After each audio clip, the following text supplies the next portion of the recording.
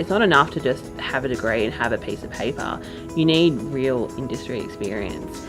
So during my final year of uni, I interned at the Townsville Bulletin, and I learned an incredible amount, and for me it led to my first paid journalism gig at a little paper up in Ingham, and I reported on everything from council, politics, crime, lighter sort of entertaining pieces. And then News Corp brought me back to Townsville to work for the Townsville Bulletin.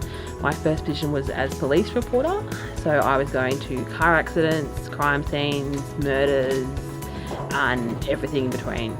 And now I work as the real estate editor, so I put together the weekly Townsville Bulletin real estate guide. I also cover commercial real estate. I work on stories during the week in the paper, as well as doing a lot of online coverage.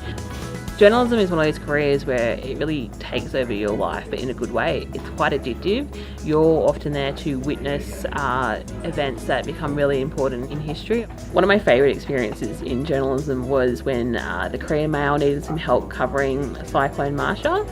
I was sent down to Yeppoon with a photographer. We got called down at the last minute, which meant we had pretty much no supplies, we had no food. We relied on the generosity of the motel owners to cook us dinner on their gas barbecue. And I also only brought about 2 days worth of clothes, and we ended up being down there for a week. But it was still one of my favourite experiences in journalism, despite it also being quite heartbreaking. People down there were so generous in telling us their stories, and the Sunday Mail actually ran our coverage as a big spread.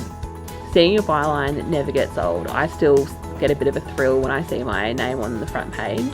And another highlight for me was when I became real estate editor, because you got to see my first real estate guide printed at our printing press, which was pretty awesome to see these thousands of copies being churned out, knowing they're going to be spread across Townsville for people to read. I remember at the end of my degree, I thought I was just going to be a print journalist. I thought of myself as being a writer. And then when I started my job, it was a completely different story. I think in the first week, I was publishing stories online. I was not only shooting video, but was quite often in videos. And even now in real estate, I do a regular guest segment on Sky News Real Estate. So you're definitely going to be working across all mediums.